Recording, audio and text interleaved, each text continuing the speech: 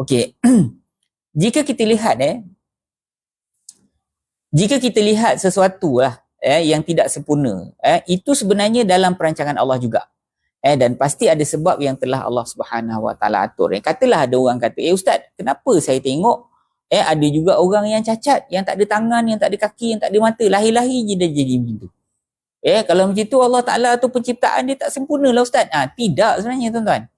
Allah Subhanahu Wa Taala diciptakan sesuatu, dan kalau dalam pandangan mata kita ciptaan itu tak sempurna, tak, itu sebenarnya memang dalam perancangan Allah Azza wa Jalla.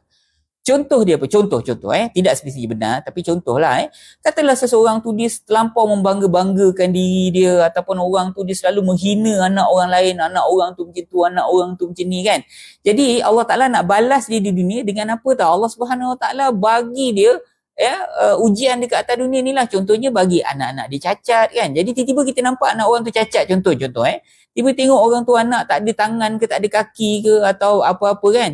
Dia mesti ada sebab dia Allah Ta'ala buat macam tu. Mungkin Allah Ta'ala nak bagi pengajaran kepada mak bapak dia, ataupun mak bapak dia baiklah ustaz, mana ada tiba-tiba budak tu Allah Ta'ala nak bagi kemuliaan pada budak tu di hari kiamat. Contohnya hari kiamat ada tak orang cacat? Mana